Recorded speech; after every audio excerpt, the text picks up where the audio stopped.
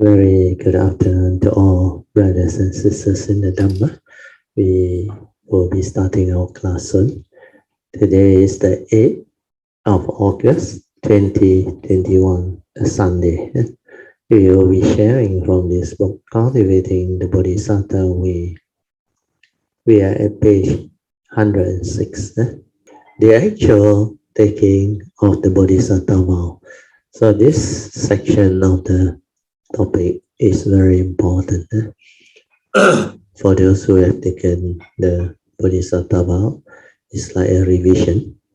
For those who are new or have yet to take the vow, you can listen attentively to understand.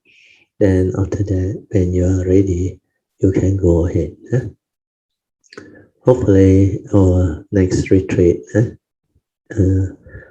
I think by next year, March, hopefully, the pandemic is much more contained.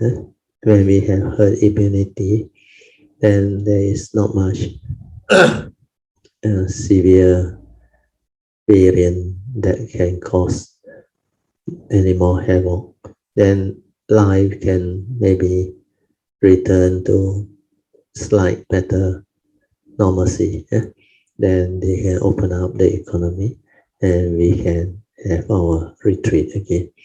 If we have that, then next year will be a good year, where I will include a slot for those who wants to renew their Bodhisattva vows, and for new people who wants to take them. Then that retreat will be very unique and very important, because it will mark the absence of 2 years, but 2 years of Zoom is also very useful. Then when we renew our retreat, by then, this time around, most Kayamita would have very strong and good understanding of the cultivation, and many Kayamita has progressed. Then when we are having the retreat again, is going to be very different, because the nature there is very beautiful. The great beings' nature also very unique and very beautiful.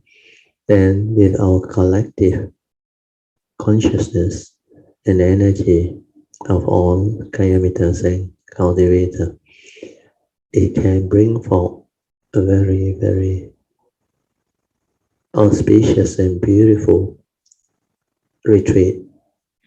Maybe another 8 or 9 days retreat will be just nice. And you will see, you will witness many things happen.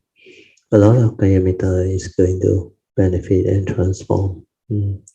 So let us hope that the retreat is available. Okay, we will go on now. Actual taking of the Bodhisattva vows, page 106. This is now the moment of truth, and we will do it with understanding. The key word is you must take the vow with understanding, so that these vows can become very firmly established. We shall plant the seed of Bodhi by making this vow, by taking and making these vows. Then the 3 sets of pure precepts are actually the advice of the Buddha, and we have modified a bit to suit our Bodhisattva Way cultivation. These 3 sets of pure precepts actually cover the cultivation of all precepts, because when you avoid all evil, we are understanding what constitutes evil, then you will be cultivating all virtue and blessings leading to the perfection of them all. That means you are incapable of evil, hence cultivating all precepts. Then after that, the last set of pure precept is to cultivate and perfect all wisdom, so that you can liberate, you can help liberate living beings and take them all across, thereby fulfilling the first of the 4 basic vows of a Bodhisattva. So these three sets of pure precepts will tie in with the four basic vows cultivation. That's the reason why they can become very powerful and beautiful, and it will make a big difference to your cultivation if you take them with understanding. Now we will recite the vow. We are following the Avatam Saka Sutta format. This Avatam Saka Sutra format is very beautiful. You listen attentively. Those who wants to take it again or recite with me, you can. So I started by explaining a bodhisattva's vow can be found at the end of the Avatam Saka Sutra as given by Samantra Bhadra Bodhisattva or Pusyan Pusa. He had advised that the Bodhisattva vow are to be taken with the following two famous verses from the sutta, because so far this is the best format or description. And I fully agree, because this format is very unique. Now compose your mind, develop the faith, then determine strongly with sincerity, faith, and understanding. Then together we shall take the four basic vows, or we shall recite them together. Taking of the four basic vows of a bodhisattva. Just as all previous sukhatas, the Buddha generated the Bodhi mind of enlightenment and accomplished all the stages of the Bodhisattva training. So too were this nature of mind for the sake of all living beings generate the Bodhi mind of enlightenment and resolve to accomplish all the stages of the Bodhisattva training, so that the seed of Bodhi can be strongly planted within our nature. This nature of mind further vow with utmost sincerity, faith, and perseverance to walk to perfection this Bodhisattva way. We are taking the four basic vows of a Bodhisattva. This nature of mind vows to liberate the countless living beings from samsara and take them all across to the other shore. This nature of mind vow to endure and severe all vexation or suffering. This nature of mind vow to cultivate and penetrate all dhammas, to realize the perfection of all wisdom. This nature of mind vow to perfect the 10 paramitas or 10 perfection, to realize the unsurpassed Sammasambuddhahood. Note, we will then take the additional vow so that it can help you break all your karmic obstruction to bring about the way, so that you can cultivate more easily. Karmic obstruction can be very powerful, and a lot of cultivators get trapped because of karmic obstruction, and they cannot immediately move because of karmic obstruction. Even in this life, when the sasana is still around, there are cases of this happening. For 10 to 15 years, you may be hindered or trapped because of past life karmic obstruction. You may have misled people, caused them to lose their way. That's the reason why this karmic obstruction can come back to obstruct you. If you don't ask for forgiveness and do not do the repentance, you cannot break it. This is a very powerful way which my nature had developed through its own understanding from its past cultivation. Now I will share this with you all. This can also be applied to many other varying situations where you have to adjust it accordingly to suit your particular condition and need. But basically, it covers most situations where you can use it. Then you can use it to help others Just like in this life, I have helped many depressed people and living beings with problems born of their karmic obstruction. Okay, 4.2. Additional vow to break all karmic obstruction to bring about the way. The first one is we will recite together. This one is asking for forgiveness from the triple gem.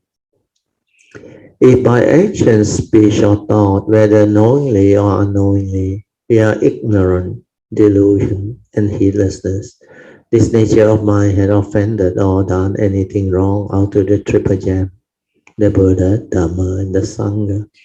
This nature of mind would like to sincerely ask for forgiveness. Note, this asking for forgiveness from the triple gem is very important. If you have committed karmic offense against the triple gem or caused schism in the Sangha, such karmic offense can be very severe and your karmic obstruction will come and block or obstruct and disturb you. But the beauty of the triple gem is the moment you ask for forgiveness sincerely, the keyword is sincerely, it will neutralize the karmic obstruction immediately because the triple gem has already taken the vow to forgive all beings. Yeah. The vow of all enlightened ones. Now we will continue with the next few additional vows. So the second vow is for normal karmic obstruction, karmic negativity. Whosoever from the distant past until now, whether knowingly or unknowingly, that this nature of mind has caused any karmic negativity, misery, suffering, or misled, this nature of mind would like to sincerely ask for forgiveness from them all. May my this sincere request for forgiveness be accepted by all, so that all this karmic obstruction can be amicably resolved or watered down or lessened, thereby enabling this nature of mind to continue with its cultivation to realize the true Dharma with ease. Then finally, this nature of mind also vow to repent, and from now onward, vow never to repeat any of this karmic negativity born of greed, hatred, and delusion. We are following the advice of the Buddha to avoid all evil, do good, and purify my mind, and strive on with heedfulness to keep the 5 precepts and cultivate the Buddha Dharma diligently, so that it will never violate the law of karma again whenever it arises. So this affirmation is very important. Then the last one is, by the power of whatever wholesomeness or merits that this nature of mind had cultivated since the distant past until now, may arises the causes and conditions for this nature of mind to have the ability to overcome all other karmic obstruction or obstacle amicably, so that this nature of mind will be able to gain back its life, to walk the path of Dharma, life of the life, to fulfill and realize all its Bodhisattva vows. Because the universe is so vast, so immense, the possibility of karmic obstruction is really undefinable. So we don't know what karmic obstruction we may have missed out. So this fourth one is to cover all the others that we have not asked for forgiveness. And this one we invoke the power of merits. Okay, I'll read to you the notes. This fourth additional vow is very important because you invoke your own power of merits. This is the turnaround to help you move again. Without this invocation of power of merits, this turnaround cannot happen. The karmic obstruction can be very deviant and can be very powerful too. So when you invoke power of merits for causes and conditions, then it will dissolve itself. then you can connect back. Initially, you have to do this until your way is beyond the third stage of Bodhi mind development.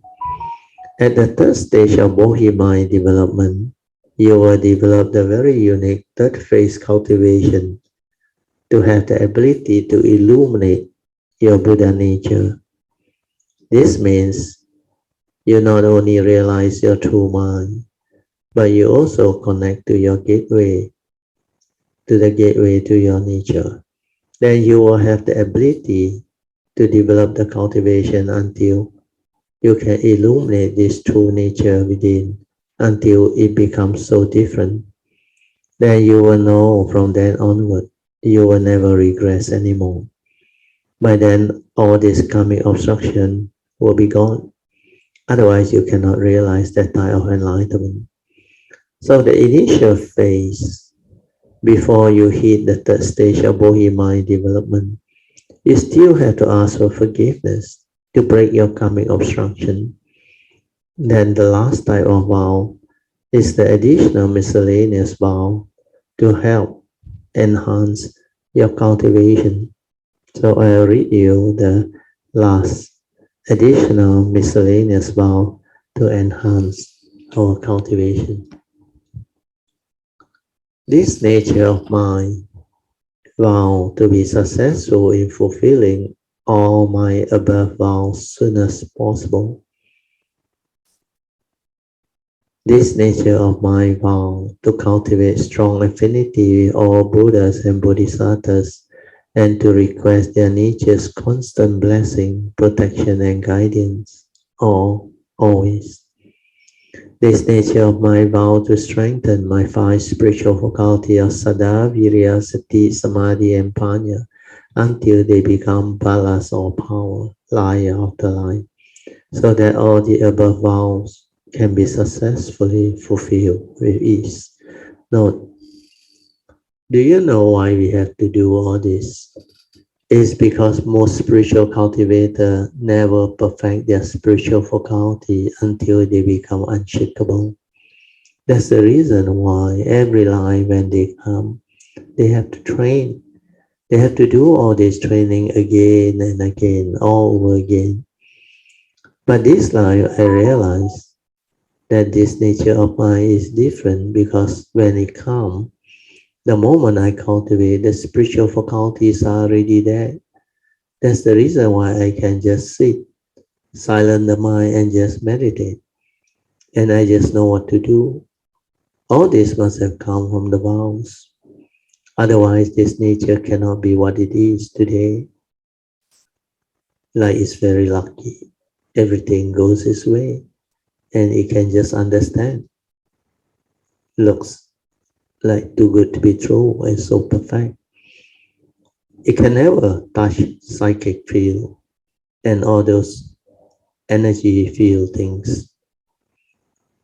I never learned all this in this life. Then how come it can happen naturally? Most likely, it is because of all this right view, the perfection, the aspiration, and the vow. This teaching is either forgotten or lost. And you have to understand that every bodhisattva can evolve their own understanding and come out with better and better ones. Just like this line, this is what my nature understands, hence is able to share all this with all, with you all. This is the third additional vows. And the fourth additional vow is this nature of mind vow to cultivate extensively all virtue, blessings, and merits to help support my cultivation so that they will shine forth to aid this nature of mind when needed in time of trial, difficulties, and tribulation while walking the Bodhisattva way. This is very important because if you don't have this extensive merits, blessings, and virtue to help you sometime along the way after a long period of cultivation, certain bodhisattva find it very difficult to continue. But when you have this extensive virtue, merits, and blessings cultivated, it can help support your cultivation. Then they will shine forth to help you in time of tribulation, difficulties, and maybe difficult situation while walking the Bodhisattva way. So I read the notes to you. This additional vow is very important because by nature realize without this virtue, blessing, and merits, it's very difficult to walk this way. That's the reason why my nature came to realize that a lot of Zen masters, when they come, they suffer a lot and they have to go through a lot of difficulties because their focus is too much centered on cultivation alone. Virtue are equally important. Love, compassion, merits, and blessing are equally important. That's the reason why Sakyamuni's way is very good and very straightforward. He set up the Sangha and the ladies. That's the reason why he said you must keep the precepts. Then follow that type of practice and cultivation. For according to Lord Buddha, virtue is the source of true happiness and joy. Virtue is the source of true peacefulness of mind. But the last one is the best. Virtue is the source of true spiritual wealth. You will gain spiritual wealth when you make offerings to the worthy ones. In return, they will share with you the Dharma and they will send blessing to you. That's why you must make the vow, the aspiration we are reciting, Itmina, Punyang, Kamena, etc., meaning invoking the power of merits we are reciting. By the power of whatever merits that you have cultivated, may arise the causes and conditions for you to avoid the foolish and the heedless, meet up with the wise and enlightened one, so that Nibbana can be realized soon as possible. But you must also understand who are the heedless, or who the heedless are, and who the enlightened ones are. If you don't cultivate and have the right view and right understanding, you cannot identify them. You may have the vow, but it's of not much use because you don't even know who are the heedless and what constitutes evil. Hence, you are still gullible, and you still can become their good friends, even though you have made the vow to avoid meeting them. It is because you vow without understanding, like I used to tell you all. You vow to meet up with Maitreya Buddha when he arrives. And because of that, when he arrives, very likely you are born. You may meet him, but you cannot recognize him. So not much use, right? This is because you do not know what the qualities of the Buddhas are. You do not cultivate the understanding and affinity. So that's the reason why we chant the salutation to the Buddha, Dharma, and the Sangha. Iti peso bhagawa, swakato bhagavata dhammo, then supatipano. So these are the salutation to the Triple Gem, so that you know who is the Buddha and what are the 9 great virtues. Then you know salutation to the Dhamma. What is the Dhamma? What are the unique characteristics of Dhamma? Then who are the enlightened disciples of the Buddha, the Sangha? We chant them, that's why we know them. The 4 unique characters of enlightened being. Or right duty, upright duty, wise conduct, and finally, dutiful conduct. They do their duty very well. They have right and upright conduct. So these are all very important understanding. Okay, so I will finish on this last one. This is because you do not know what the qualities of the Buddhas are, and you do not cultivate the understanding and affinity. You may have problems. You just vow to meet, but you don't recognize them when you meet them. Then how can you follow them? Hence, doubt can arise, just like the merchant that I share with you. The worst is when you meet him, you abuse him because you cannot recognize him. When that happens, nobody can help you to abuse the Sammasambuddha. If you abuse the Sammasambuddha, no amount of repentance can help you because that one is really heavy karma. Unless you sincerely ask for forgiveness. Okay, we can end our today's session with the understanding of what constitutes the 10 perfection leading to Sammasambuddhahood. So that is the last topic that I haven't shared with them under this section of taking of the vows. Because when you have your fourth basic vow, you vow to perfect the 10 perfection, you must also know what are the 10 perfection and how you can develop the understanding to cultivate them. So this one, I remember at that time, I just give you a summary of it, but it's a very important summary so that from there you can expand on it and understand how the perfection come with the four basic vow, come with all the right view and the important understanding that I have incorporated into the yellow card of the Bodhisattva vow. Then you see the connection. Like I say, after you take that vow, follow that format.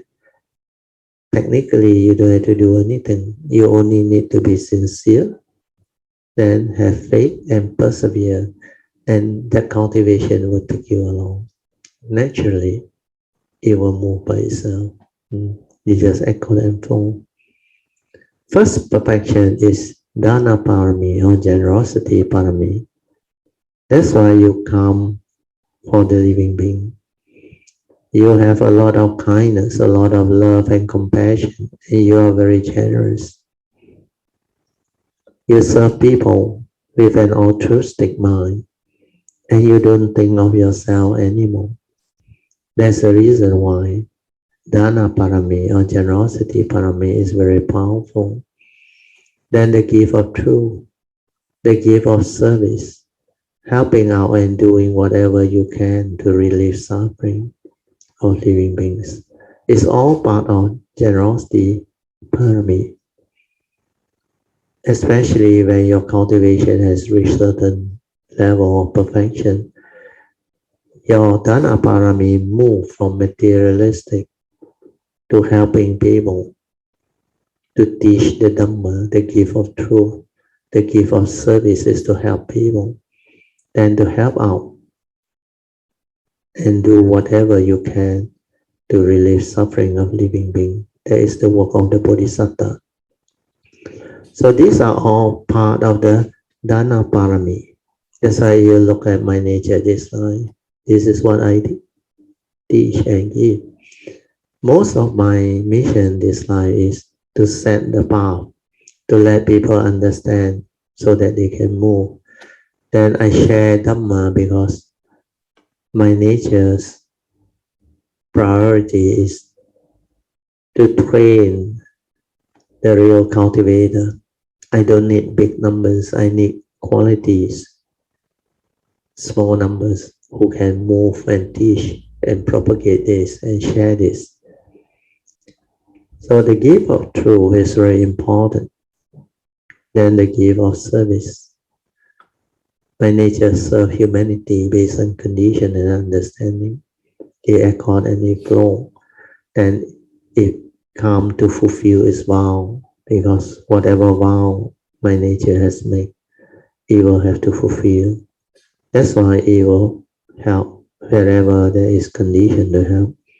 So helping out and doing whatever you can to relieve suffering of living beings is all part of this Dana Parami. When you have the means to help and you are very generous, then you can cultivate generosity Parami very easily. You can bring about the causes and conditions for many beautiful things to unfold. Just like this life, all our Kayamita has done so. Sorry, I read again. Just like this life, all our Kayamita had done so much wholesome things via our Kayamita funds, Dana Parami. And this can help Kayamita generate a lot of very wholesome merits and virtue. So generosity is the function of a generous heart. That's why I set out this Kayamita fund so that more and more Kayamita can learn to cultivate more generosity and perfect themselves. Then you will also come to realize when you can do this, there's a lot of joy, seeing your ability to contribute and help. And this will be the training ground for you to develop the perfection of this parami, the first perfection of generosity. So this part, bear in mind. Generosity is the function of our generous heart. Remember this word. When you radiate love, metta, loving kindness, and compassion, and because you come for living beings, all these are very wholesome Dana Parami. They are the gift of truth, the gift of love. When you radiate metta, when you share your kind thoughts, when you evoke power of merits for wholesomeness, all these are generosity parami. So radiation of good thoughts, they are very powerful. Generosity parami. That's why generosity doesn't mean you must have money. What you need is sincerity, a good heart, the understanding of Dhamma, and you must have kind thoughts, kind words, good speeches, virtue. Then you can radiate them, you can share, you can give, you can transfer, merits everything. That is part of generosity. That's why this Dana Parami, when you develop the Bodhisattva vow, walk the Bodhisattva way, you will cultivate them extensively until you fulfill. So this parami is, to me, automatically you will do. And just now I also share, maybe I read this part to you first. When you develop great compassion and love for living beings, you also have great parami, because that virtue is very powerful. Then what I want to share is, like just now, I explained my nature this life when it comes. I look back, it's so different. Well, I also observe a lot of other great teacher or masters whom my nature read about or encounter. Even you look at Master Xuan Hua, Xun, Lao Hassan, and the what they call six patriarch, the second patriarch, third patriarch, fourth, fifth, sixth patriarch.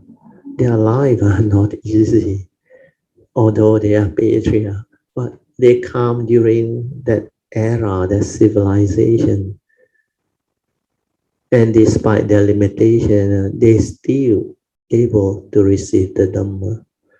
But the way they cultivate is very different from others. So you see everyone is different. Some are more blessed, some are less, I wouldn't say less blessed or less fortunate, but it's because there is this all focus on cultivation. When you all focus on cultivation, this is what will happen. You forgot about the other parami, the generosity parami. But this is the parami that will bring forth a lot of wealth to you, a lot of good, wholesome condition for you to do the generosity and to have the ability to receive all this wealth so that you are independent. You don't have to depend on other people's contribution or donation. Not to say you don't accept, no. That's why I set up my Kayamita Fund, all those things.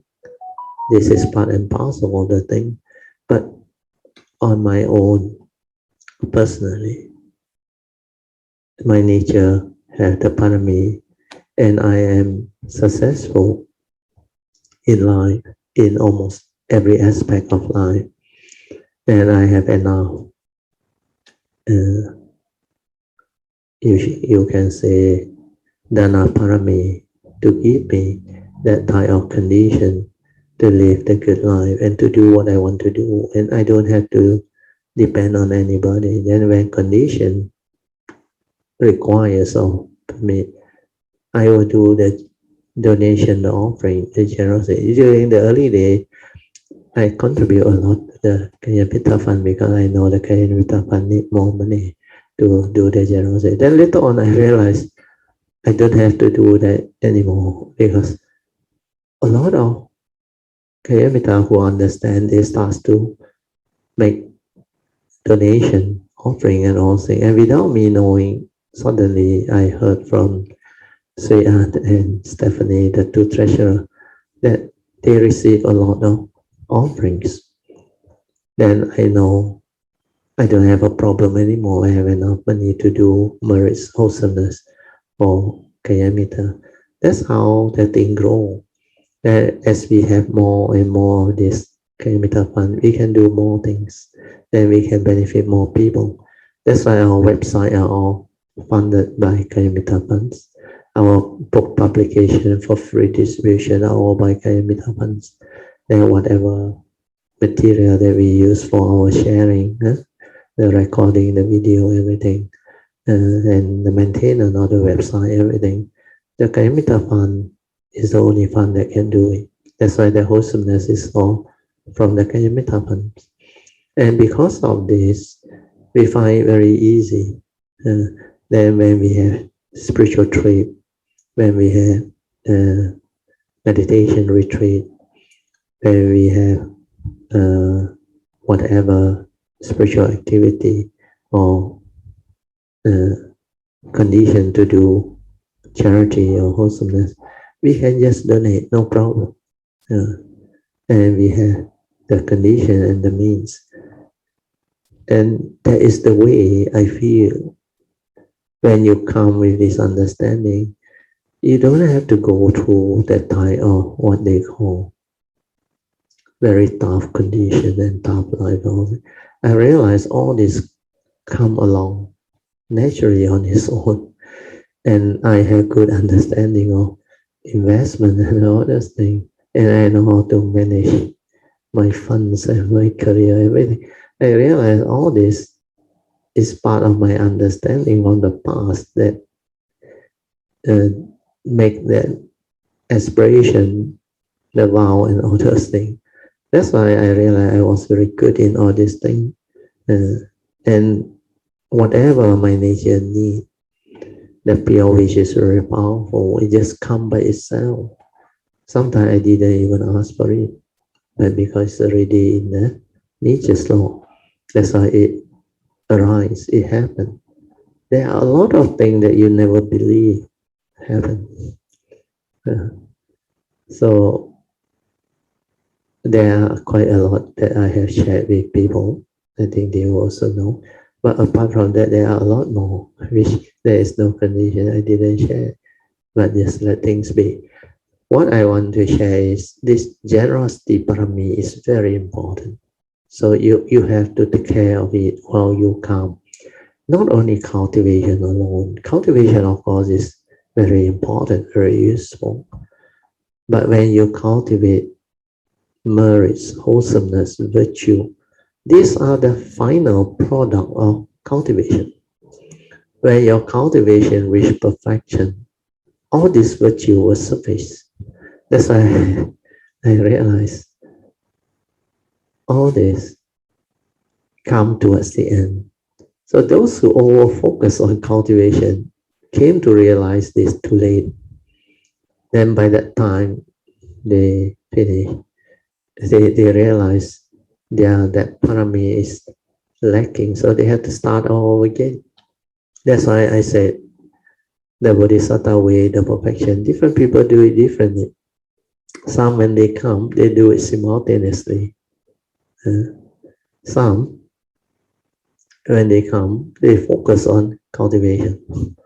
They want to become enlightened very fast. They want to learn the Dharma very fast. But the 10 perfection covers all aspects of virtue, not only the wisdom aspect. And they didn't really realize after you finish the cultivation, the wisdom aspect, then you realize the final product is virtue. Virtue, understanding. So it's like that chicken and egg story. If you know that they are all part of the cultivation, then you can approach it from any direction. That's why I said the 10 ground Bodhisattva way is not accurate. But the 5 Bodhi mind development is very accurate. Where that one you cannot shortcut on. You have to go according to that to realize the whole of the Bodhisattva way cultivation, to realize Samasa Buddhahood. Okay, we go back to the notes. Then you develop moral values. You are keeping your precepts or sila. So after Dana Parami is sila parami, is morality, keeping of precept. Meaning you determine not to violate the nature's law of karma because you have right view with regards to the law of karma, and you maintain the wholesomeness of virtue to avoid all evil. We are following the advice of the Buddha. Then after that, renunciation or nikama is the third perfection. Nikama is the Pali word for renunciation. You cultivate via developing wisdom to sever all attachment. So when your wisdom is being cultivated, then you can have the understanding to sever all suffering, because you no longer deluded and you will not cling, attach, and hold. And that is the reason why the final summary of the First Noble Truth is the cause of suffering. Of course, not explained by the author of the book, Master Senya. According to the Buddha, is all of suffering comes from self-delusion that condition you to grasp onto the 5 aggregates of form and mind as the I and the me. So all of this grasping, clinging is the cause of suffering. So when you have the wisdom not to be deluded, you won't attach, you won't cling. You can endure and sever all suffering, vexation, and renounce the conditioned world and the entire phenomenal world. That's how renunciation can be perfected. So the renunciation parami is very powerful. When you have the wisdom, you can renounce all things. Means the cause of suffering is attachment, craving, clinging, holding on to things. With self-delusion, believing that the 5 aggregates of form and mind is real. The phenomenal world is real. The phenomenal world of consciousness and form is real. So all this will lead to the understanding via perfection of wisdom. And when the wisdom is there, you can subdue all suffering, all affliction. So your Bodhi mind that has that wisdom and the understanding can give rise to the perfection of renunciation, because by then you can renounce all things. Nothing matters. You will not be deceived and deluded, because renunciation is so powerful. Not only become a monk, you can renounce Like the Bodhisattva in certain life where he was tested, he gave up his human form to feed the tigers that were wounded. Then he sacrificed so many because he know the form and mind is not real. But please, if your cultivation is not at that level, don't try to like follow. Use your knowledge. Hey, the Buddha did that. I think I must also do. No, when you are not ready, when you do it with delusion, you are being gullible, foolish. But when you are ready, the appropriate causes and conditions are there. That all these things can happen. That's why it's something very beautiful. Yeah?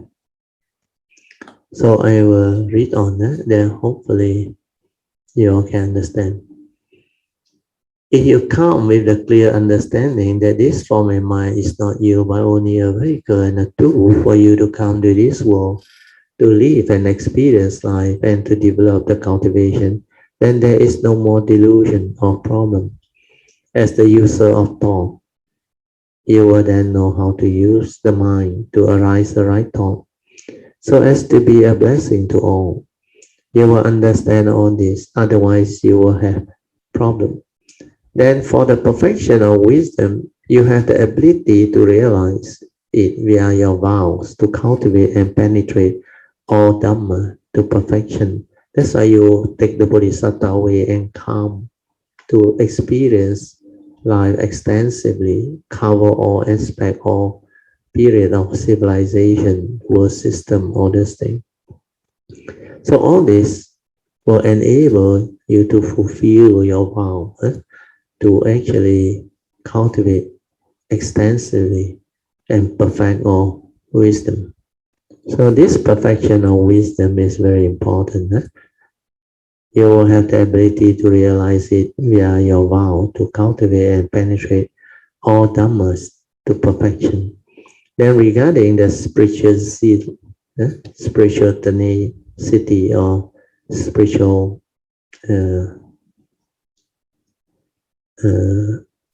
the energy, spiritual zeal or energy to go this way. When you take the refuge and vow, the faith of Sada will be there.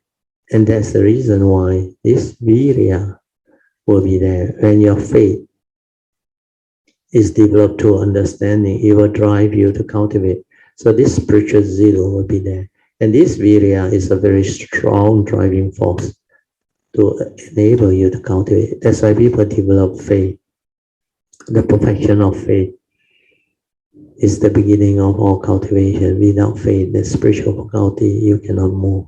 So with faith comes this spiritual zeal, virya. Virya is one of the 10 perfections. That's why you will develop it. Because of your faith, your sadhana, when you do it with understanding.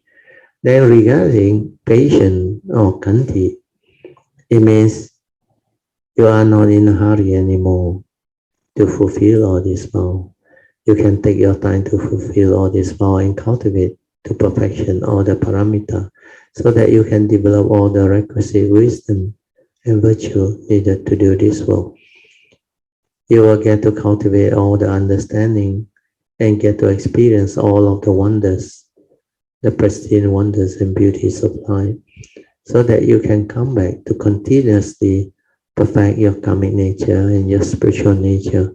All this can be very beautiful and meaningful, especially after you have completed stage 3 and go on to stage 4, where you have the wisdom to renounce samsara, the bodhi mind that renounces samsara. Means to you, samsara is nothing already. People who are deluded, gullible, they say, oh, you all take so long, I want to speed it out. These are all still having marks and delusion. But once you understand, especially after stage 3, you penetrate your wisdom, your perfection, your understanding, they are like move very fast. Then you can renounce samsara. During the 4th stage, the bodhi mind that renounces samsara, that is your best cultivation period. That time, every life you come is so beautiful, your form and mind. because you can actually perfect yourself and develop that phase 3 Dhamma Pativeda. You get to connect early, perfect yourself, and live the wondrous life, the beautiful phase of Dhamma Pativeda, the phase that reap the reward of your hard work and perfection, is the life of enlightened being. So all these are very beautiful. And after that, we move on to the next parami. Yeah? So after spiritual zeal is patient. After patience, we will move on to perfection of wisdom. Okay, I'll read this final sentence again. You will get to cultivate all the understanding and get to experience all of the pristine wonders and beauties of life, so that you can come back to continuously perfect your karmic nature and spiritual nature. So this is the final understanding. All this can be very beautiful and very meaningful.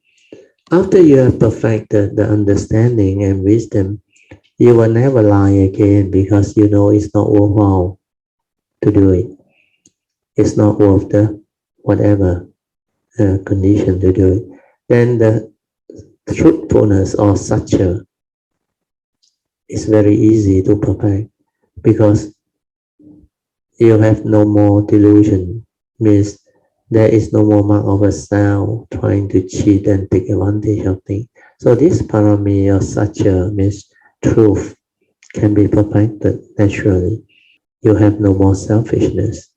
You will be very sincere and truthful in the way you go about doing things. That's how you can be very sincere about all things.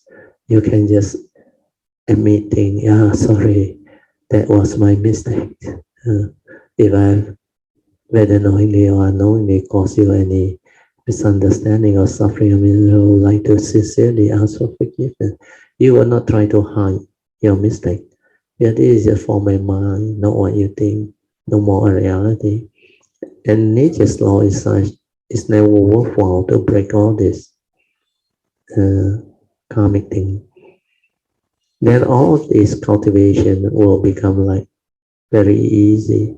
Then the eighth perfection is aditana, making of aspiration, affirmation, vows. It's very easy, because this one is my specialty. My nature have more or less perfected this perfection. Hence, I can understand it very well. That's the reason why I know how to make use of the power of merits for making aspiration, do repentance. We are asking for forgiveness, etc., to help you all in your cultivation, and also how to invoke the power of merits to help you overcome your karmic obstruction. These are not stated in the teaching. The repentance they do is somewhat different, even for the case of Master Senyan, as evident by his explanation. Then I say, if there are causes, if there are conditions, I will share more with you. It's stated in his book. You can read it, you can go through it, read through it, and to understand why his repentant teaching is different. At that time, I don't have much time. I need to finish up. And as I always explain, different cultivators come with different understanding. He has his way. To me, this is the complete way. His is one aspect of cultivation. Then the next perfection is loving kindness or metta, universal love. Without loving kindness and compassion, you cannot save living being. So the first vow will allow you to fulfill this perfection of loving kindness and compassion. So compassion is also stated as the number 9 perfection, love and compassion.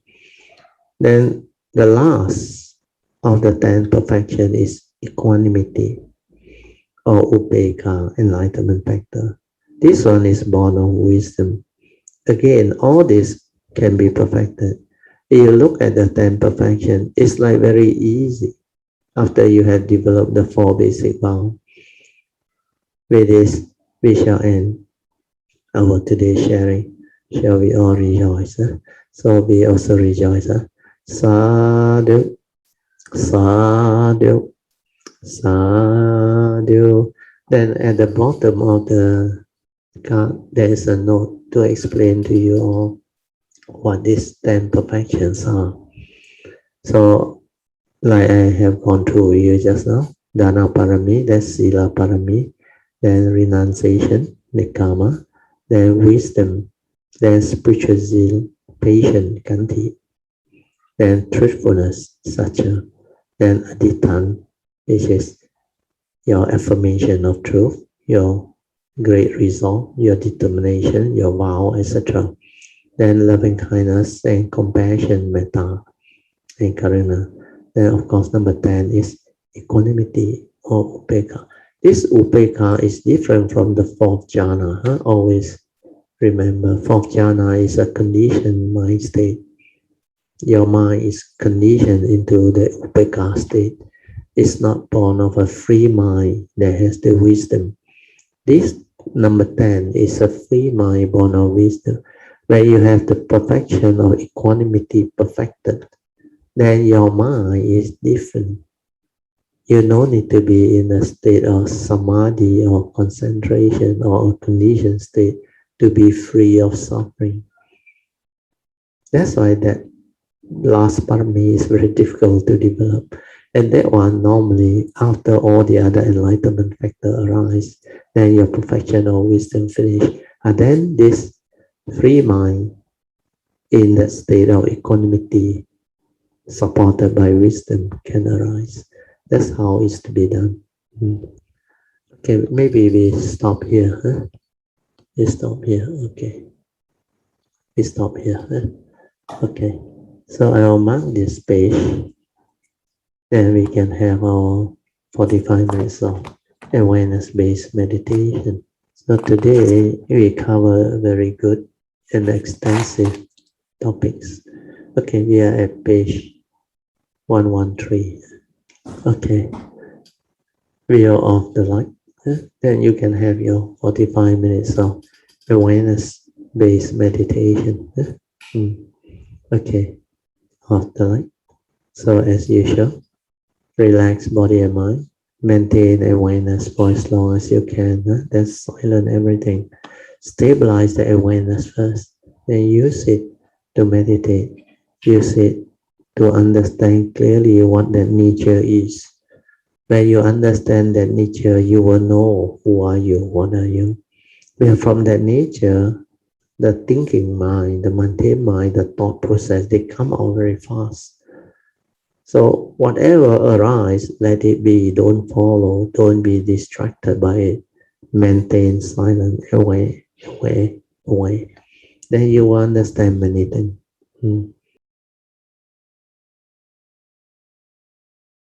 Try to maintain whatever inner peace, inner calmness, and inner awareness that you have developed for as long as you can. Your mind state should be very quiet, very still, and very tranquil. That is your true mind. That is your awareness nature within. So you silence everything and use that to live life, to observe, to understand, then to see clearly how you function as a human being, how thought arises, how thinking arises, how perception arises, how sankhara activity arises, how it stir, react, become emotion, what trigger. Everything you will come to understand. Maybe we can continue with our second session. Second session is more like meditation reporting, followed by question. If you have any question. Brother. Yeah, Ingrid, started. Yeah. Good afternoon, Brother, Yeah. Mr. Steele, and all Kalyamitas. Yeah. Namo Buddhaya. It's been Yes, sadhu. yeah, it's been quite some time. I haven't Yeah, share. Yeah. come into here. Yeah, yeah. I'd like to do this reporting, I should say. Sadhu. Very good. Okay. It was yesterday, Saturday morning. Mm. I was, as usual, once we woke up, I continue after go toilet lah. I Yes, yes. continue. Then I pay respect to Yeah. the triple gem, and then I continue to lie down. Yes. Meditation. The Yeah, awareness space. Yeah. yeah. How should I say? Yeah, it settled down, and then Yeah. okay. The breathing, as usual, it Yeah. became very Subtle. subtle. Yeah. Yeah, it's breathing internally, Correct. inside. Correct. Yeah, Correct. Like hardly any breathing at all. Yeah. yeah, It's very just subtle. very, very subtle. Yes.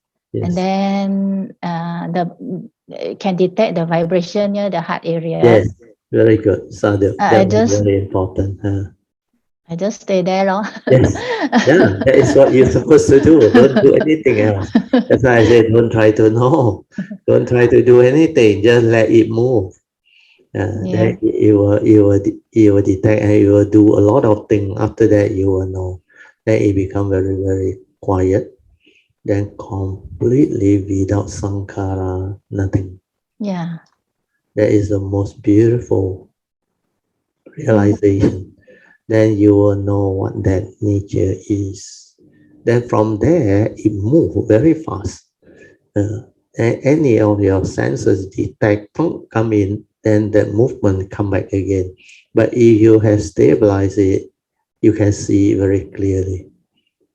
From that nature, for it to arise again, it's not so easy already. You are like completely different already, not like normal people where that heedless thinking, the non-stop thinking, the Sankara movement, that one become like so habitual, so heedless, they also don't know what is going on.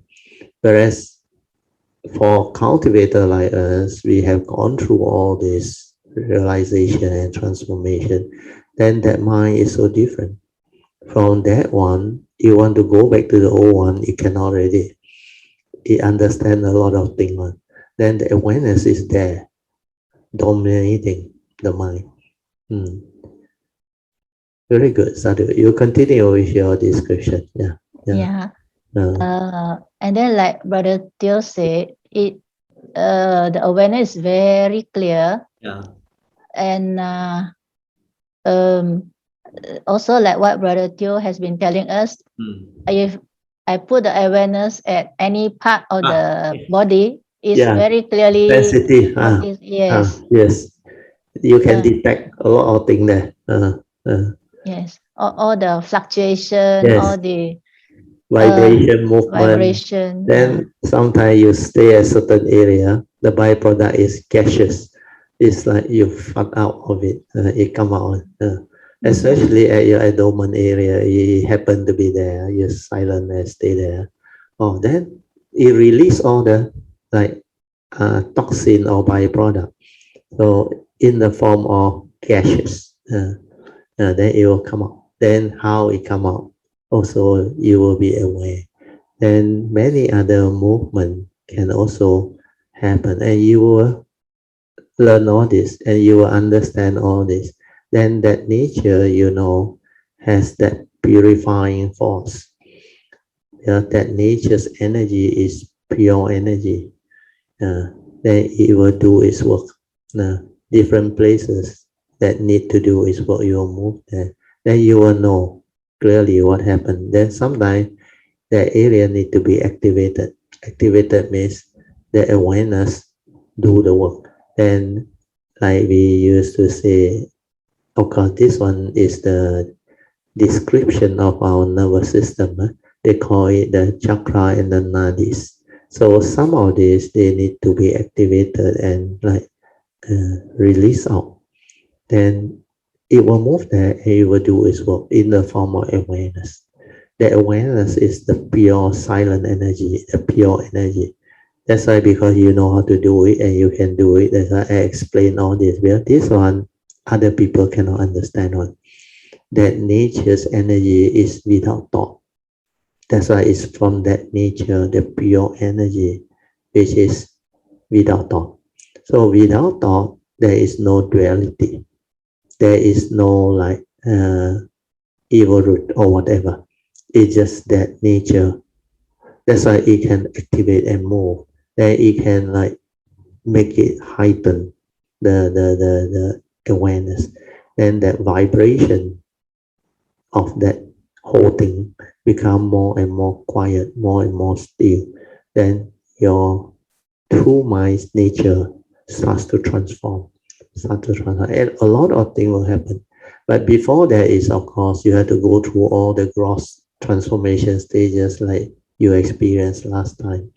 It takes time to settle down, then shift of consciousness, then that heartbeat, the pounding all slow down, then the breathing become very subtle, required. All those phases, I believe you must have gone through.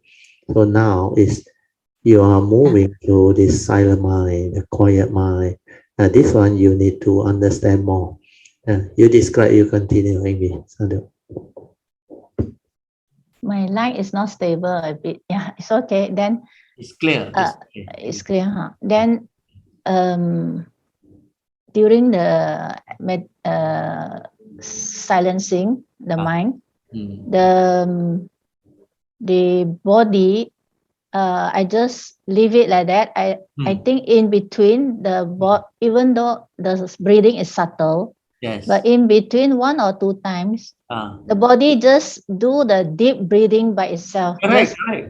It will just happen breathe in, and the whole body stretching out, and then breathe out. Yeah. That is called the natural relaxation. It's movement. Then sometimes it will give a type of deep breathing. Deep release. Just come out like that. Or whatever. That is actually the pure energy doing its work already. Then you actually recuperating and transforming inside. That's why that one is the nature going to the gateway and the whole body. Wherever it's supposed to activate and move, it will move. And sometimes it's like it make you like tingling sensation that the whole thing just move and vibrate for a while. Then after that you go back, then it will happen. It keep on moving, and all this phenomena will continue to happen. Yes. Sadhu, you. I think at least 2 times. So then different cycle, different period, different meditative condition, different thing will happen. Then the movement actually is not for us to choose, because it's through that nature, trust. We trust that nature to do. We didn't do anything. We sometimes only when we want to understand more, let it stay there, then we continue to let it stay there. Then you realize when it stay there at a certain places, everything becomes very quiet and very still. Then you know that nature is that nature. That one to think is another one. Then that one is no longer like before. Cannot behave like before already. Then from there, you can decide what nature want to do. Then you can observe, see, understand, and many of these things will start to unfold. Very good, Sadhu. You continue to describe English. Well, now maybe it's the phase where you experience more and more of all this. Then because it is new to you, the description part, you use your own word, you don't worry. Whatever word you use, those who gone through, they will understand what actually happened. Very good. Continue. Yeah. Actually, this stretching of the whole body automatically, I shall say, is happened before, but I just aware and ignore it. I never keep it in my mind. But this morning was very strong. Yeah. So, I said I must report. Sadhu, very good. That's why you report, I can advise you and explain the whole movement to you. Because this part I never explained before, unless people can do it and really reach that phase. For you, I know you can do it, that's why you can describe it. Then I can explain further so that it becomes something useful. Then when you listen to all this sharing again later, after all this gone and stabilized, you will understand what I mean, and my words will become more and more clear to you. Then that time you become very different again, which is very, very beautiful. That's why all this awareness-based meditation manifestation, normal people cannot do. Thought-based people cannot even understand what is going on. But this one is a movement by itself through that nature's trust. We trust that nature to do that movement. Then the awareness that is aware, all this description, we have to use our own words. That's why I say you can use whatever words to describe it. Those who have gone through, they will understand your words. It is not the 文字, it's the thing that is happening inside there. And the thing that is happening inside there can be described in whatever way. But those who gone through, they will know. It's just like Huining that time and the nun, they were exchanging the question and all those things. Then Huining told her, I'm illiterate. I don't understand the words, the language. Then the nun was very surprised. How can you understand the teaching when you don't even understand the word? Then Huining had to slowly explain to her. He said, the words is just a skillful means or a pointer to point at that thing. But that word is not that thing. That thing is beyond thought, beyond words, beyond reality. So if you have not realized it, you cannot understand. Then only the nun start to understand what Huining means. Then he realized a lot of things we technically no need to use words, no need to use concept. But within the conditioned world, to express things, to communicate, to explain, we need words. We need idea, we need description and all that. And all this is what thought is for learning and all those things, to express things, to describe things. So all this understanding, the cultivator will know. That's why their reliance is on the awareness. The awareness is the one that really developed the understanding, the awakening, the insight, everything. Then from there, you use word to explain to people, to describe, to share, and to understand all this. Otherwise, you cannot teach, you cannot share. But these people haven't understood, haven't realized it. They haven't gone through all this meditative experience and understanding and transformation. So if you don't use words, they cannot understand. Initially, they try to understand your word, but that is not the real thing. And they will know if that is not the real thing. But once they're silent, they're able to go into that silent mind stage and develop all the cultivation following the understanding, then they will move through all those phases, which is the general pattern of movement can be different. Different people approach from different direction and different stage. But ultimately, you have to go through all those transformation and phases. And that one cannot run. Some may be faster, some speed up, some from other direction, angle they come. But they will go through the same movement, the same transformation. That's why our Bodhi mind, our Bodhi true mind, our nature, our true nature, we call it the Bodhi mind. That development got a lot of process inside there. Even the stage 1, stage 2, already a lot of movement. The stage 1 what we describe now and what you go through now is mainly still the stage 1 movement. After the Bodhi mind, you take the vow, you take the what they call affirmation, plant the Bodhi seed, then you cultivate, then you start to transform.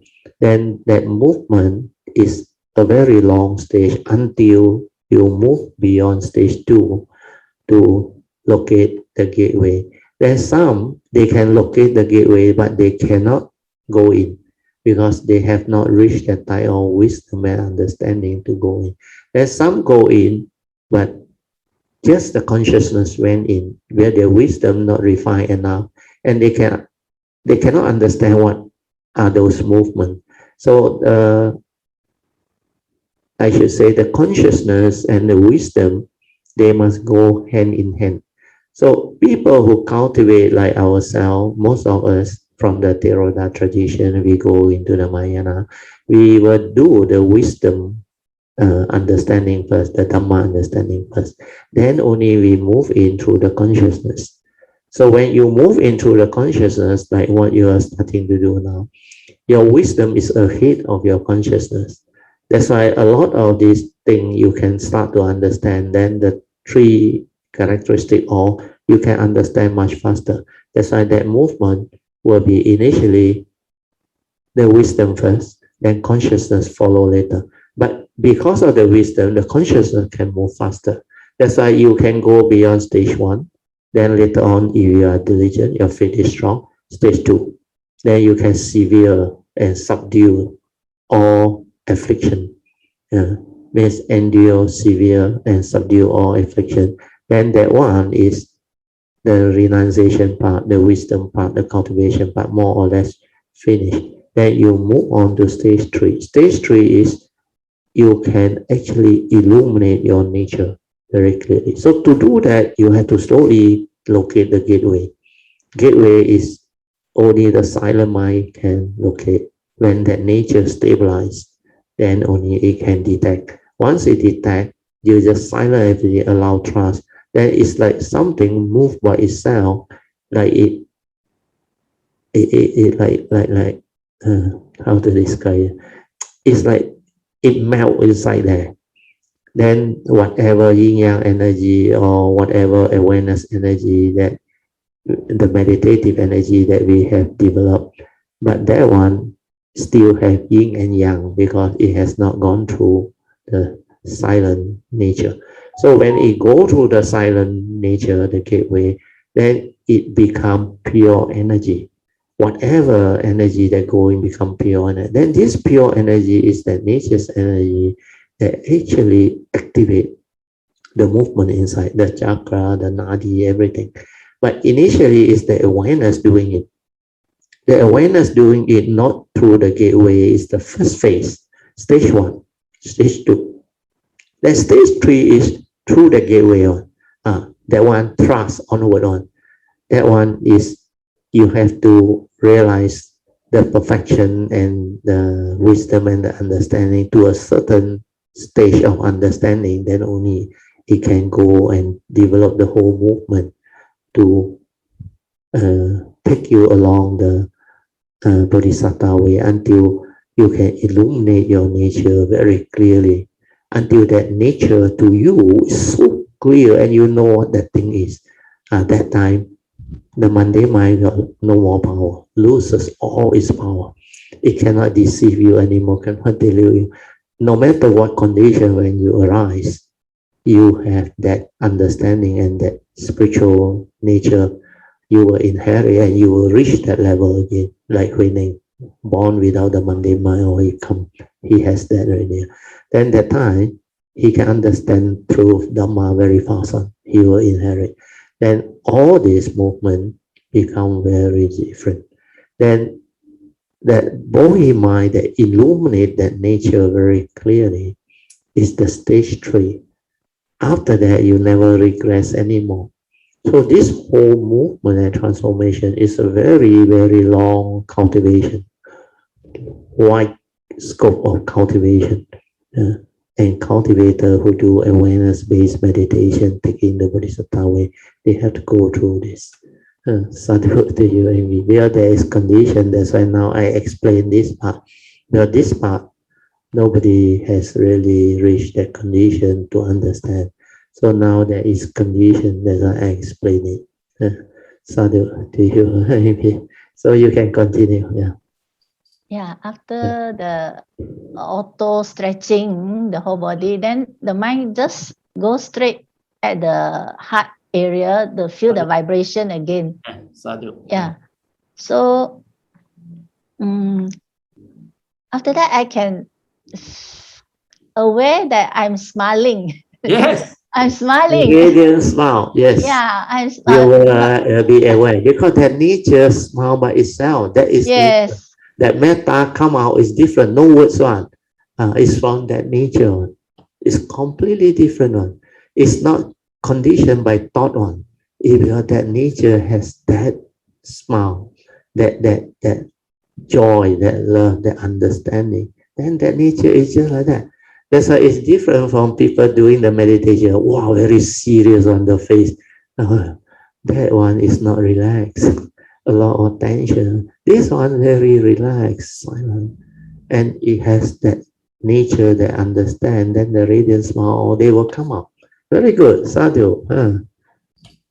Just I don't know whether it's radiant smile or not, but just a smile like You will from know deep, one because from you deep know. inside. Yeah, Yes. just yeah. From inside, it has that smile. And that smile can only be radiant because that one is without thought. That's why I use the word radiant.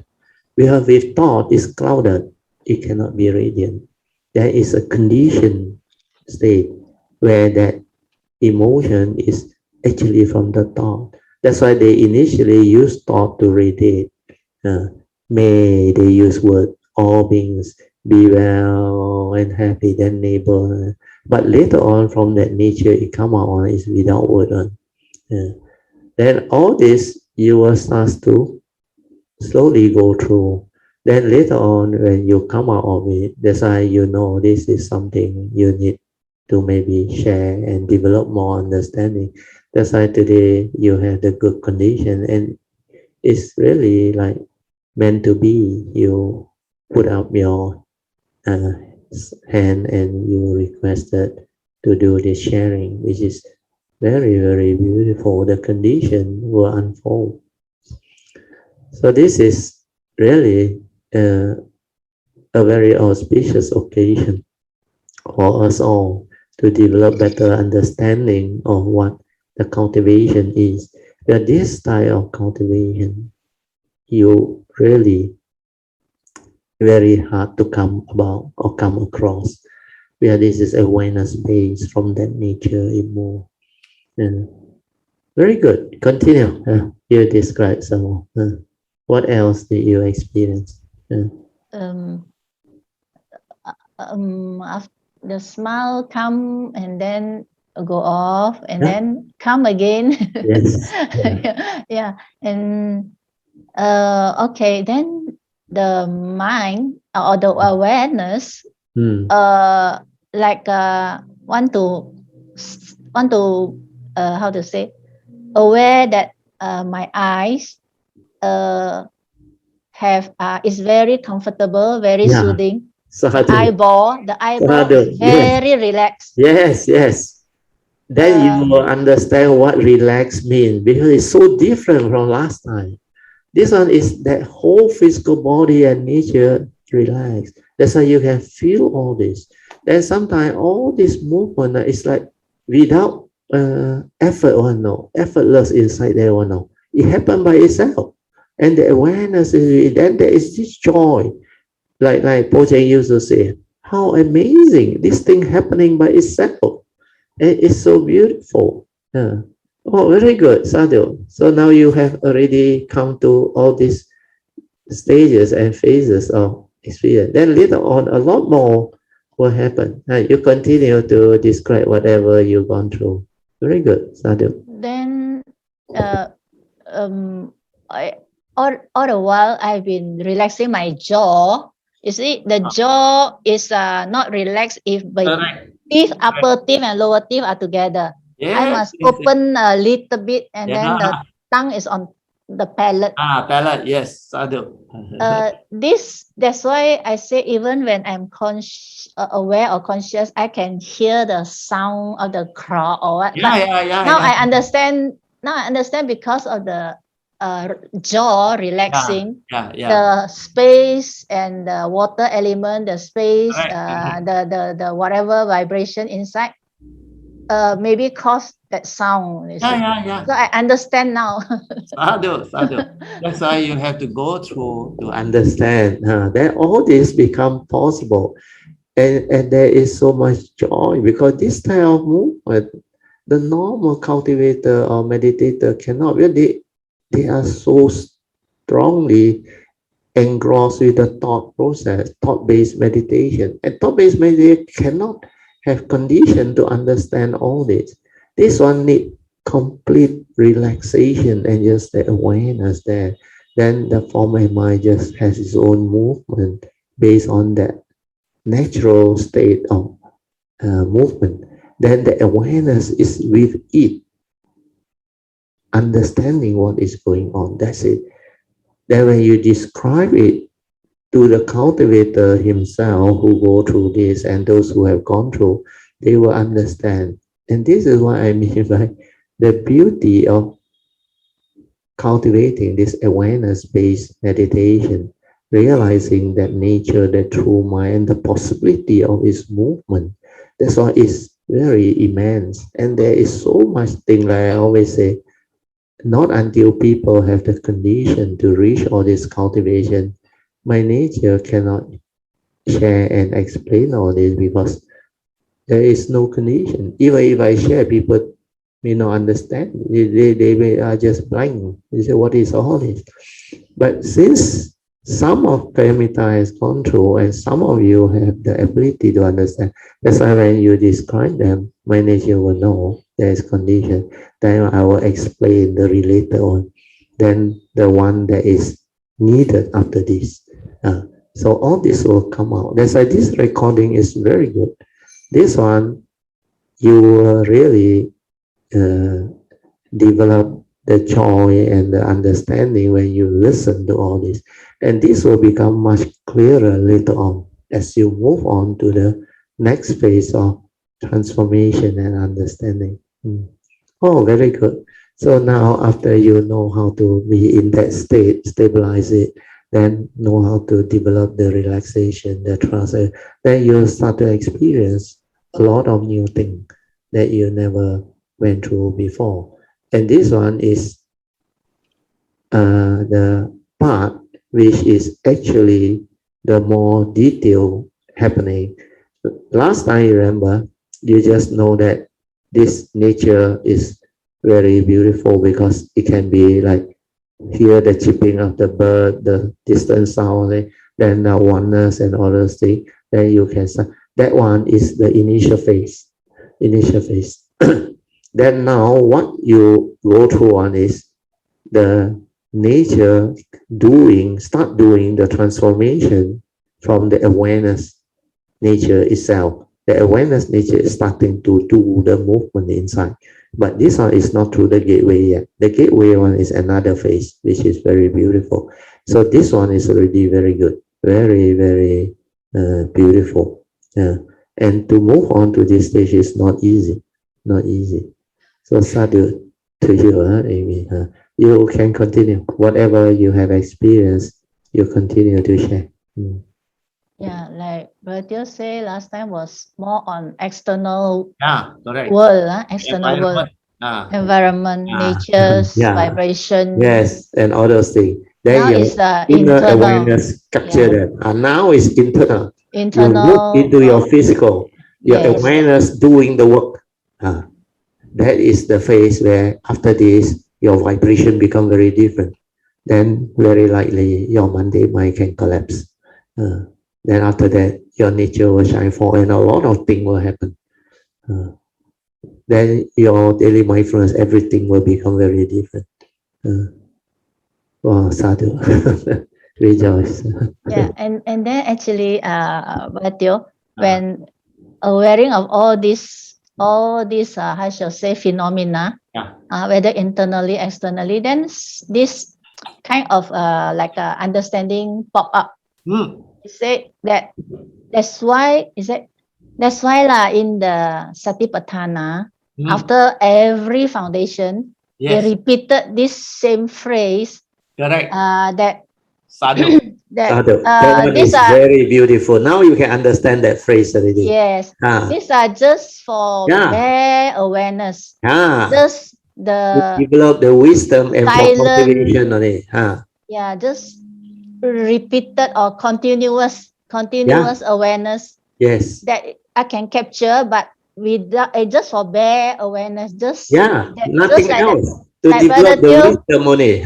Yeah, like Brother Teo said, aware and finish. That's all. Yes. Aware, finish. Yeah, there's no reality on. The rest is no reality on.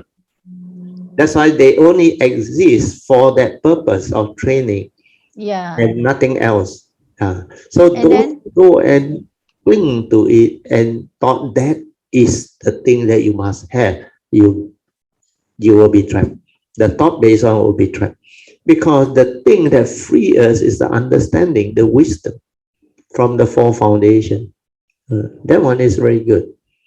Sadhu to you. And then it's just the bare awareness and continuous awareness, and without clinging to the world. Correct. Then I understand this world. This world means the external world and internal world within this body and mind. Yeah, mind make created. Sadhu. Without grasping on these five aggregates of form and mind, and on outside the external five aggregates of form and mind. Yeah, so without grasping. So this understanding just pop up like that in the mind. Yes, but that is stated in every foundation. End of every foundation, he said, they exist only for this purpose, nothing else. Maybe you wait. I go upstairs and get the Satipatthana book, the Chief Reverend, the Teen one. I read the actual wording. It will benefit a lot of people. Say, the first foundation, the fourth foundation of mindfulness. The Buddha said, what are the four? Here, bhikkhu. Bhikkhu live contemplating the body in the body, ardent, clearly comprehending and mindful of it. Having overcome in this world covetousness and grief. This part I already explained. You have not overcome covetousness and grief. Means the first and second sinhood. Means the first three fetters, and including the second stage of sinhood, attenuated essential desire, you cannot overcome covetousness and grief. Then he lived contemplating, feeling in feeling, ardent, clearly comprehending and mindful, having overcome in this world covetousness and grief. Then only he lived contemplating content of consciousness in content of consciousness. Means the citta. Ardent, clearly comprehending and mindful, and having overcome in this world covetousness and grief. He lived contemplating. Here they use mental object is not the appropriate translation.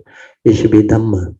Dhamma in Dhamma. Ardent, clearly comprehending and mindful, and having overcome in this world covetousness and grief. Then after that he continued. Then he go through the first Anapanasati. After he finished Anapanasati, then he, towards the end, he say, he lived contemplating origination thing in the body, or he lived contemplating dissolution things in the body, and he lived contemplating origination and dissolution. This one they will go through in the Kaya. Or indeed, mindfulness is established for what? So this one is where you able to locate it. Or indeed, his mindfulness is established with the understanding. Here the book used thought, is not thought. With the understanding, the body exists. This applies to all the foundation. The body exists, or feeling exists, or citta exists, or Dhamma exists, to the extent necessarily just for understanding and remembrance. And he lives independent and cling to none. not N-A-U-G-H-T is produced as not or what? None.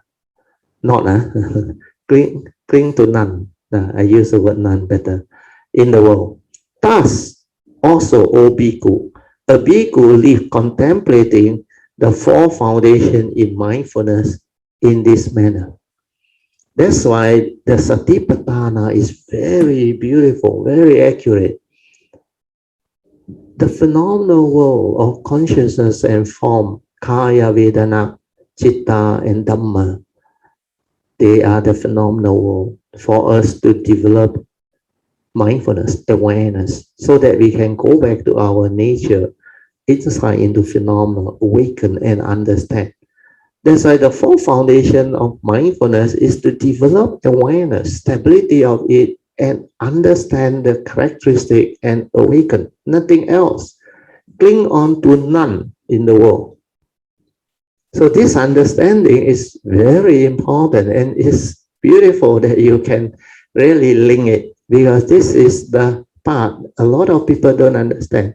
And I didn't explain this part really because nobody has come near to that. So for you, it's really amazing, beautiful English. Sadhu to you. Yeah, you can continue. Yeah, and then when I reporting this, now this another understanding pop up at this moment, that the third noble truth, the cessation of grasping of five aggregates of form and mind is the end of suffering, end of dukkha. Yes. This must be realized. Yeah. Sadhu. So Sadhu, it's all interconnected. Yeah, all linked. That's why the whole teaching is so beautiful. Sadhu to you. So cessation of dukkha, not the whole nibbana, I would say. Correct. Even a small cessation of dukkha that we can realize, it is already a joy to rejoice. Yes, it's already a very beautiful realization, understanding, because the form and mind is actually our karmically conditioned form and mind, a vehicle and a tool for us to come. So that aspect of the understanding is very important. So when that one do not grasp and cling through delusion, that's how cessation of dukkha occur. Then when it occur, like the Bodhi mind that realize that teaching, that understanding, that wisdom, able to subdue or endure and severe or affliction, is through that wisdom connected to that form and mind. And all this become very clear. So cessation of suffering or dukkha or the realization of nibbana is a complete understanding of that non-attachment, the relinquishment, where there is no grasping, clinging anymore, because it realizes the five aggregates of form and mind, they are impermanent. They lead to suffering. And because they are impermanent, it's not a permanent, unchanging entity that you can hold on to, cling on to, grasp on to, and say, this is me, this is I, therefore all these are mine. So that realization will cause the sankhara to cease, the mundane mind to cease. That it will not want to know thing, cling on to thing, that it will know everything is mind-made, no reality, come and go, like the Diamond Sutra and others say, 一切有为法，如梦。So all this become very clear. Then it stops. Then that nature go through that process, and finally you will realize the more stable and longer period of cessation, nibbanic experience, and that transformation will come later on, especially before your mundane mind collapse. It will keep on happening, but you have to continue with your awareness-based meditation and daily mindfulness, stabilize it and contemplate until your wisdom is very, very stable, until everything is like already understood. Think also like that, don't think also like that. then the mind just every time relax, silent, and maintain awareness. Then one day, without you knowing, without you expecting anything or what, that nature just arise. Means that Monday mind just is. That you will go through that transformation, which is the realization of Nibbana. And that one is very beautiful. That one, if it arises, you should let it be, and you will know what that thing is, and you will go through. And this one is no more a glimpse when it happened. Earlier on, it's a glimpse. Oh, this one will happen for longer period.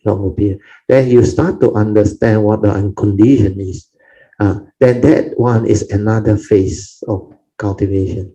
Then that time, your faith is really unshakable. Everything becomes very different. Your transformation process all become very different. Sadhu, very good, Amy. Sadhu. Sadhu, Bhatio. You can continue. I think that meditation reporting, I think is just like that, lor. Good enough, Sadhu. Yeah. May I just add in a little bit No problem. on Brother Teo usually say think also like that. Don't think don't also think like also like that. Yes. I have been doing contemplation on these two phrases. Wow, Sadhu. Think, definitely we know, we understand by now. Sankhara, anicca, and dukkha. Yeah. You definitely bring suffering or dukkha if we keep on proliferating our mental activities. Correct. I'm wanted to find out the non-thinking also like that. So that's why I contemplate, and then maybe Brother Teo can guide me on whether what I did is okay or not. You just right.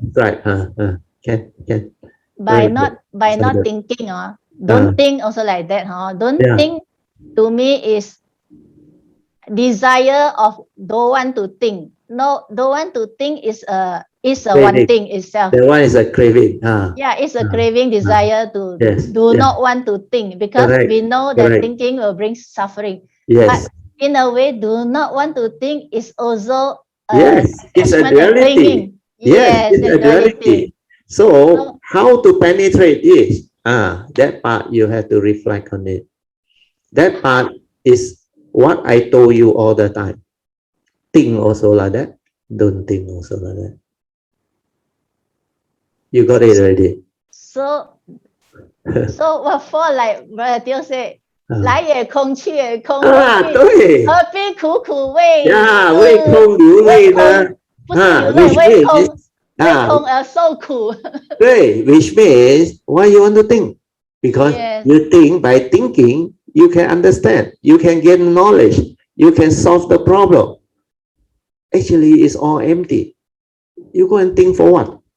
That's why you think also like that. Don't think also like that. Well, these are duality. Then the mind that have this understanding naturally is a wisdom that understand means no more duality. Then it don't have to do anything.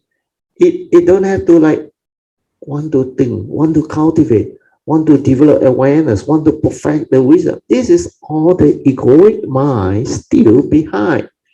But when you can let things be, accord and flow and silent, and just the awareness nature be with all phenomena, that is what Satipatthana is.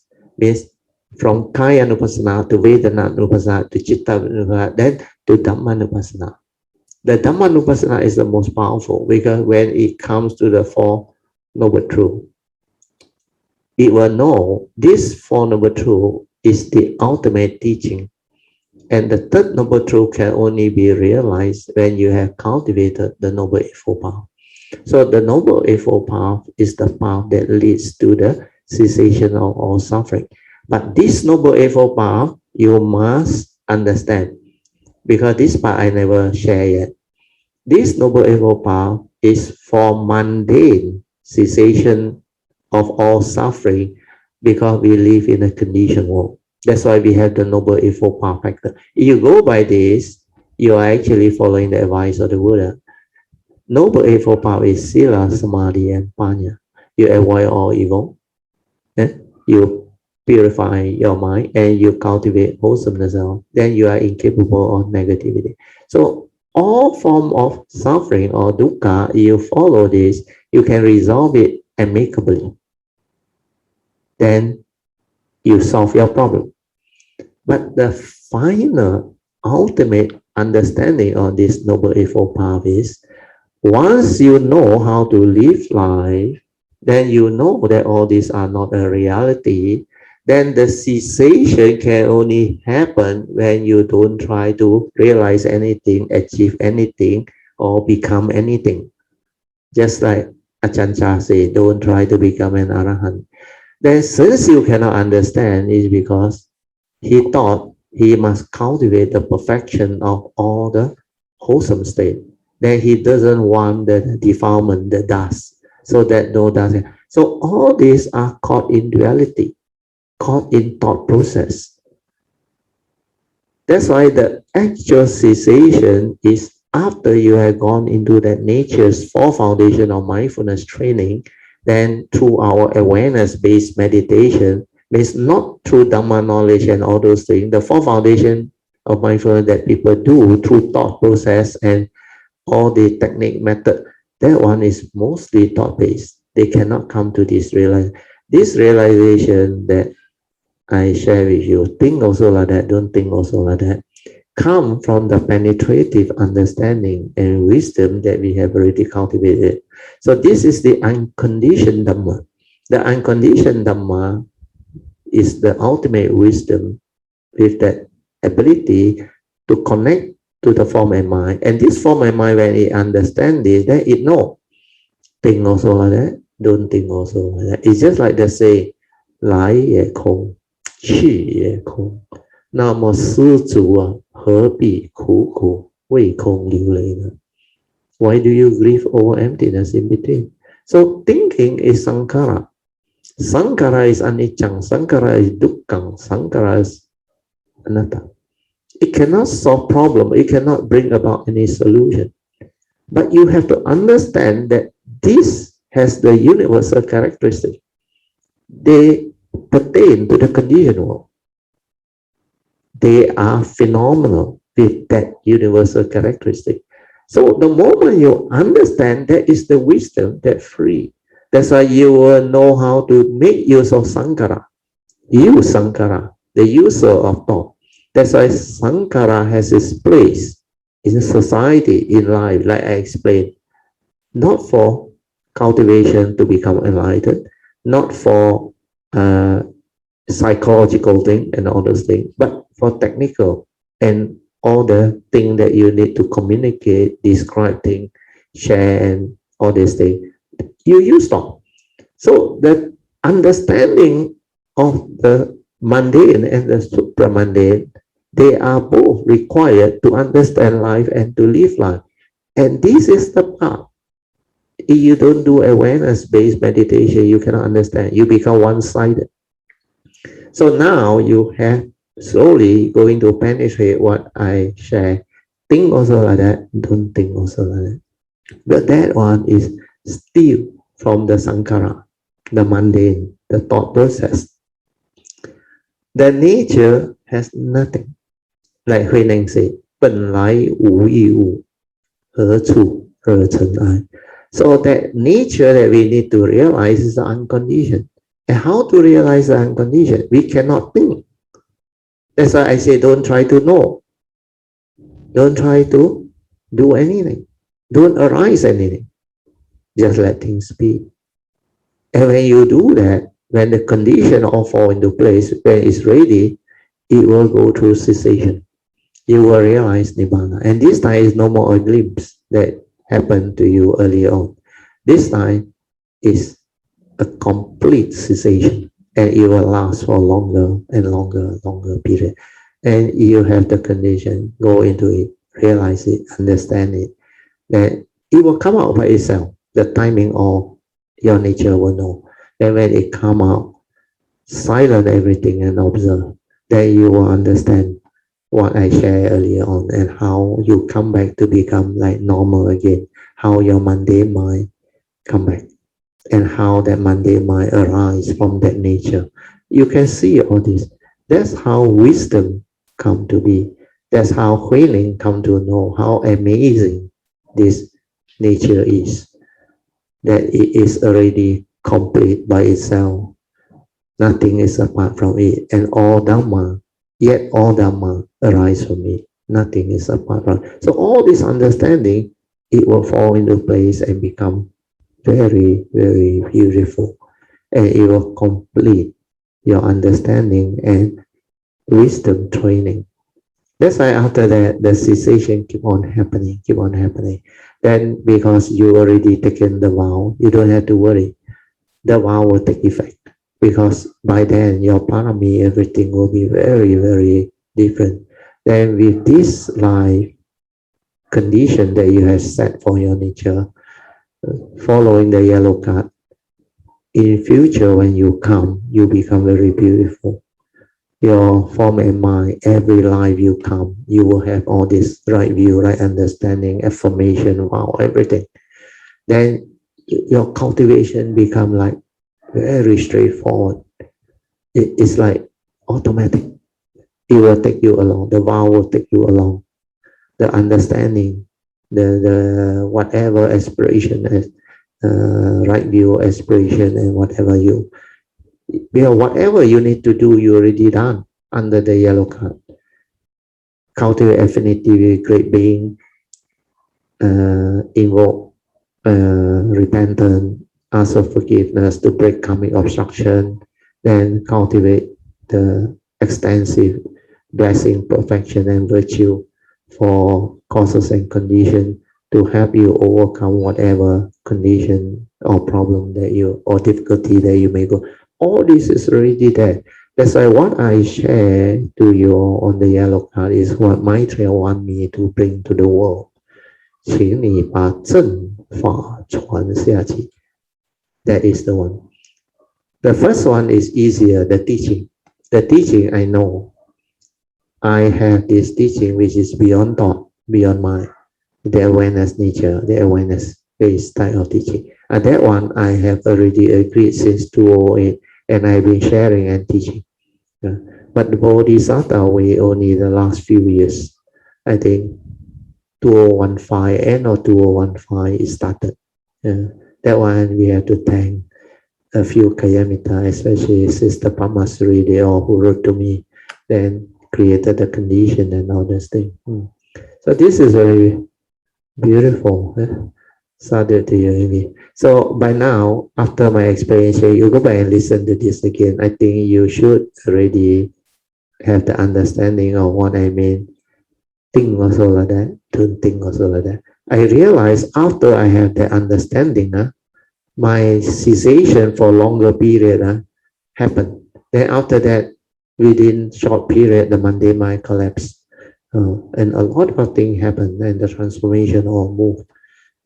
That's why I remember those understanding. Think also like that, don't think also like that. So with that, hopefully it can create understanding for you, Amy. Sadhu. Sadhu, Radyo. Thank you, Sadhu, Sadhu, Sadhu. yeah. In a way, what I initial understanding is the don't think also like that is the accord and flow in a very profound understanding. Accord and flow. Yes, means there is no duality involved one. There is no one to think or the one to think one. Nothing to do with that because it's an understanding. I already have the understanding that I think also wasting time. I don't think also wasting time. Then naturally no need to think and no need not to think. We are both also not necessary. We are both are duality. When I hold on to one, I create the opposite. When I don't hold on to any because I understood already, both also not necessary. Think also like that, don't think also like that. Then what is in between? There is accord and flow and cease, let things be.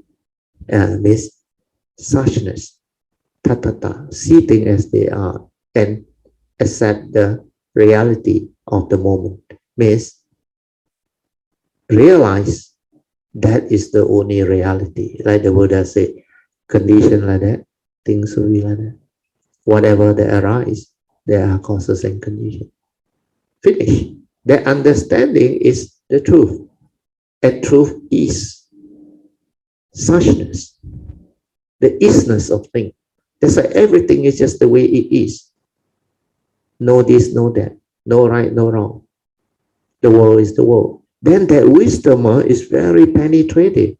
That's why now you start to link why I teach you how to see things as they are and how to accept the world as the world, people the way they are. Then how to develop the right view, the right understanding, and the wisdom to be at peace with all things. All this come from that understanding, that final realization.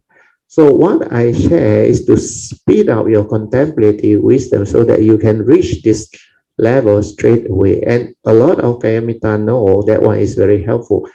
Last time, you all cannot accept all those funny people who scold you, abuse you, and do all those things to you. How can you accept and agree with what they do?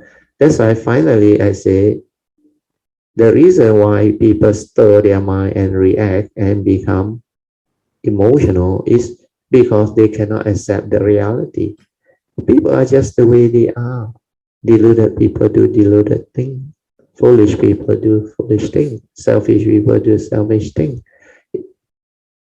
Violent people, angry people, emotional people do violent, emotional things. All this, when you understand, it becomes so beautiful. It falls into place. Then the acceptance of all this become the wisdom. There is no right, no wrong. Where people are just the way they are. So right according to who is a convention, relative truth, not an ultimate truth. Ultimate truth is the reality. The reality is the isness of things, the suchness of things. As I see it. So all this become very meaningful. Then the Surangama Sutta, the Diamond Sutta, the Heart Sutta, all the teaching become very beautiful. Then all the saying become beautiful, like the Surangama Sutta.